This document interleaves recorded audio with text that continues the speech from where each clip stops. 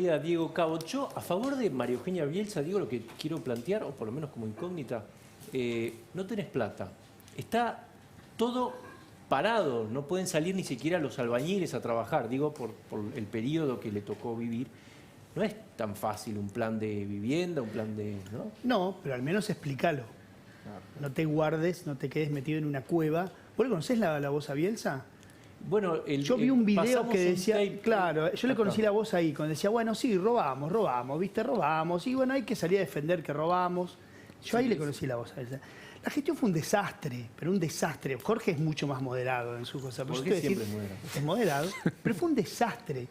Mirá, yo te voy a contar algo. En julio, hubo una nota donde ya se veía como unos ministerios con menos ejecución solamente por encima de turismo, que sin duda todas las actividades que tienen que ver con la promoción del turismo interno se cancelaron sin duda por la pandemia. Pero bueno, pero por lo mismo podrían decirle a Lamens, ¿ves que no hiciste nada? Bueno, pará. En julio, ella en una carta que manda a La Nación explica que no había ejecutado nada por culpa del gobierno anterior. Porque dice que en realidad el gobierno anterior ha dejado deuda flotante y pagó esa deuda y que eso no se ve en el presupuesto, pero que en realidad se dedicó a eso. Bueno, yo dejé pasar 3 meses, exactamente 90 días justos, y volví a mirar el presupuesto. ¿Sabes cuánto había ejecutado desde julio? Desde el 23 de julio al 23 de septiembre, 1,3% más. O sea, ejecutó en 3 meses 1,3%. Vos decís, ¿está bien o está mal ejecutar? Y por ahí algunos sobre ejecutan y cómo ejecutás. Pero la verdad es que es una medida relativamente sencilla para entender si haces las cosas más o menos bien o más o menos mal. Bielsa, además, dejó pasar lo que Jorge decía, que lo reafirmamos, porque además esa fue una queja de todos los gobernadores de la provincia. Vos la tenías que escuchar a los gobernadores de la provincia hablar de Bielsa. ¿La criticaban? La criticaban muchísimo porque pasó de largo todo el esquema, todo el momento donde Buenos Aires estuvo, digamos, sacudida, y todavía lo está en muchos lugares que no son tan mediáticos, por el famoso tema de las tierras. Los ¿no? intendentes decían que el problema era que estaba todo compartimentado en ese ministerio y que entonces uno hablaba y tenía... Claro, ellos decían que toda la... que no tenía poder. Es más, hoy me lo comentaba algún ministro que trabajó con ella y decía, bueno, ¿qué le sucedió? Entre otras cosas, digamos, ¿no? Si uno quiere buscar una excusa, pues la verdad que no hay demasiadas excusas. Hiciste una mala gestión, te vas. Fin, nos pasa a todos. Trabajamos mal, nos tenemos que ir. Bueno, si uno le quisiera buscar una excusa, ella dice que, y los intendentes dicen que ese esquema de ministerios loteados que hubo en muchos casos se fue resolviendo en muchos ministerios con una ascendencia importante y un liderazgo del ministro. En varios lugares vos estás viendo como que esas áreas que al principio decían es un problema porque nadie puede poner todo su equipo porque te lo iban poniendo para ir pagando en diferentes ventanillas de esta alianza gobernante, se fue resolviendo en algunos lugares con la ascendencia del ministro. En este caso, parece que Bielsa era muy lejana a todo. Y Jorge comentó algo que fue determinante, es que tenía mucho miedo a su firma, mucho miedo. Entonces, ¿por qué la reemplazan? Y ahora vamos a otra cosa. ¿Por qué la reemplazan? Yo mostraba al principio un tape que te quiero volver a mostrar, porque Alberto Fernández ya un poco algunas señales estaba dando en esta entrevista con Brevis, hace exactamente un mes, pero también revela ahí que él tenía muchas esperanzas puestas en ella. Es cierto que, como se dice en política, no tenía padrino, por lo que dijo Liotti recién, ¿no? Y eso también es muy relevante. ¿Tenés el tape? Dale, ponelo. Yo le decía a María Eugenia que yo en la campaña me había propuesto crear un Ministerio de la Vivienda para darle a la vivienda un rol central. Y le decía, yo a esta altura soñaba con que vos ibas a ser la ministra estrella, que íbamos a estar construyendo viviendas. ¿Y qué te contestó? No, entonces me dijo, bueno, ahora creo que estamos en condiciones de poder salir con todo por este motivo. Estoy confiado en que lo podamos hacer, porque ¿Salió con todo? A ver, el kirchnerismo tiene una larga historia, ¿no?, con el tema de la vivienda, ¿no? La vivienda social, ¿sabes lo que significa para el mundo de los intendentes peronistas?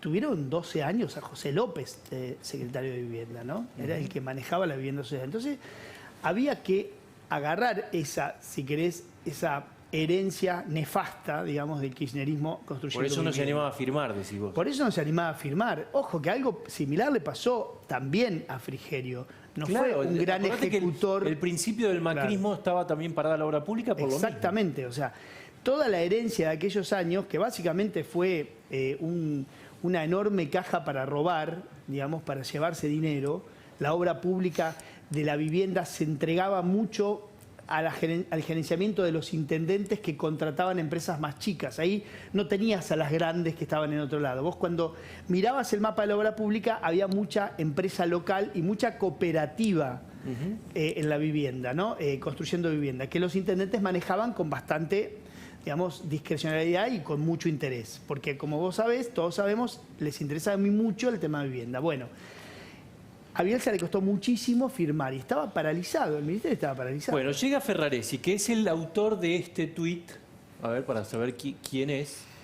Martes 5 a las 17:30 inauguramos la Plaza República Bolivariana de Venezuela. Te esperamos en Nicaragua y Emilio Sola. Esto no sé de cuándo es exactamente. Junto a vecinos, vecinas y artistas populares inauguramos la Plaza República Bolivariana de Venezuela, un nuevo espacio verde para Avellaneda. Esto fue el año pasado. Febrero de 2019. Ajá. O sea, por eso decimos, bueno, sale Bielsa, en teoría, digamos, con un barniz de mujer técnica y seria que venía, digamos, a poner en orden un lugar donde ya sabemos que el kirchnerismo no se caracterizó por la transparencia. ¿Quién llega? El otro extremo. Llega un intendente de los más avesados en la provincia de Buenos Aires. Cuando vos hablás con los operadores, con el mundo de la gente que conoce y mucho el Gran Buenos Aires, dicen, ojo que es un top 5, dicen, ¿no? O sea, es un intendente de acción. Ranking? Del ranking de intendentes peronistas, ¿entendés? Dicen, es un intendente de acción, de esos que no le tienen miedo a la firma, que van para adelante. De hecho, ya vemos que no le tiene miedo a demasiadas cosas, al punto que llegó a inaugurar una plaza como esta, ¿no? Tampoco le tiene miedo a, en la jura, ser por lo menos creativo. ¿Tenés el tape de la jura de Ferraresi? Ahí está, mirá. Jorge Ferraresi jura por la patria, por Avellaneda y su gente, por los que dieron la vida o perdieron su libertad por no claudicar en su lealtad al pueblo argentino, por la memoria viva de Perón, de Evita y de Néstor, y por la demostrada lealtad hacia Cristina, desempeñar con honestidad, valor y patriotismo, como lo hizo siempre, el cargo del intendente de la ciudad de Avellaneda. Sí, juro. La de más a la izquierda me parece que muchos no creen en...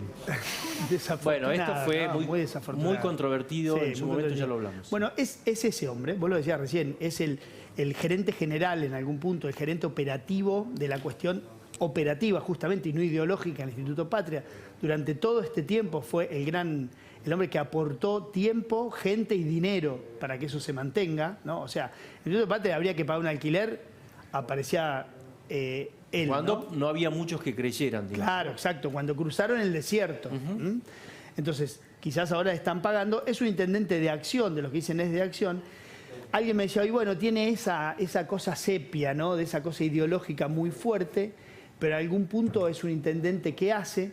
Y claramente van a otro extremo, a alguien que tiene esa cosa que a muchos ministros y funcionarios del Gran Buenos Aires les encanta hablar, que es la territorialidad, ¿viste? Que es esa llegada franca y llana al territorio para que muchas veces las políticas que son muy técnicas y teóricas se terminen corporizando en lo que ellos llaman el territorio.